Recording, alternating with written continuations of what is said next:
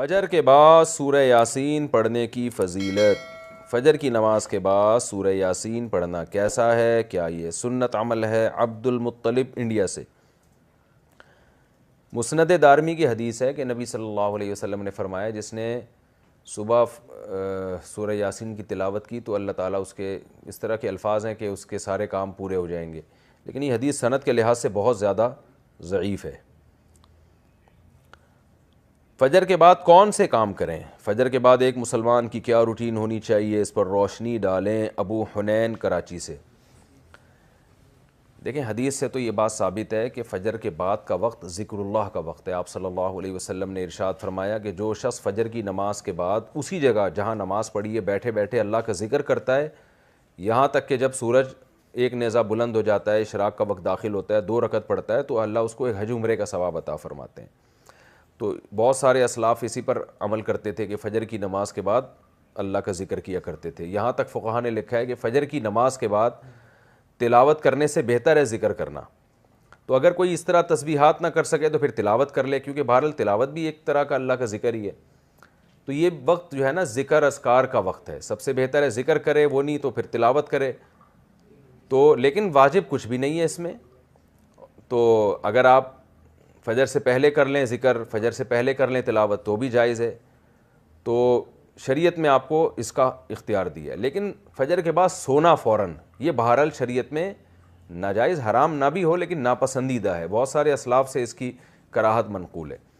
تو اگر کوئی مجبور ہو تو ایک الگ بات ہے، جیسے کسی کو رات کو نیند ہی نہ آئی ہو اور اس نے صبح 8 بجے کہیں جانا ہے، اب وہ اگر فجر کے بعد نہیں سوئے گا تو وہ آگے نیند پوری نہیں ہوگی، مسائل کھڑے ہوں گے، تو وہ الگ بات ہے، وہ سو جائے۔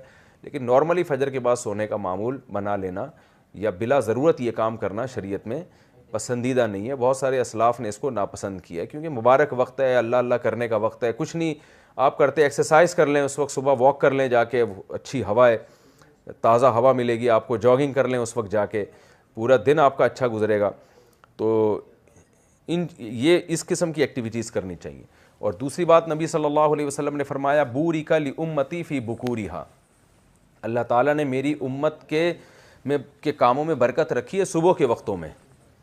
تو جتنے بھی کام جو صبح کے وقت میں کیے جائیں اس میں اللہ نے برکت بہت رکھی ہے۔ تو اس میں ایکسرسائز بھی کی جا سکتی ہے، اس میں پڑھا بھی جا سکتا ہے، کاروبار بھی کیا جا سکتا ہے۔ لوگ کہتے ہیں ہم اس وقت کاروبار کیسے کریں، دکانیں بند ہوتی ہیں۔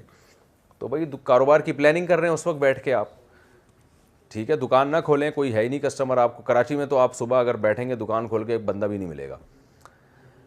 لیکن ہمارے ایک دوست نے ایسا کیا، دوست تو نہیں جاننے والے تھے، انہوں نے کیا کیا، انہوں نے کہا کہ میں فجر کے بعد دکان کھولوں گا، تو اعلان کر دیا کہ جو کسٹمر فجر کے بعد آئے گا خصوصی ڈسکاؤنٹ ہوگا ان کے ساتھ۔ تو اس میں لوگ اس بہانے جلدی جلدی جانے لگے، تو وہ ان کا اتنا رش ہو گیا کہ ان کا اس طرح سے کاروبار میں جو نقصان ہو سکتا تھا اس کی تلافی اس طرح سے ہو گئی۔ تو بہت سارے طریقے، انسان جب کھوپڑی استعمال کرتا ہے تو طریقے سامنے آتے ہیں، اور کھوپڑی استعمال بھی فجر کے بعد بہت اچھے طریقے سے ہو جاتی ہے۔ بلکہ سردیوں میں تو فجر سے پہلے آپ کو کھوپڑی استعمال کرنا شروع کر دینی چاہیے، کیونکہ سردیوں میں راتیں بہت لمبی ہوتی ہیں۔ تو یہ وقت جو ہے نا انسان کا دماغ بہت فریش ہوتا ہے اور اس وقت بہت اچھا سوچ سکتا ہے، پلاننگ بہت اچھی کر سکتا ہے۔ تو یہ کام فجر کے بعد یا فجر سے پہلے یا فجر کے بعد یہ کام کرنے چاہیے۔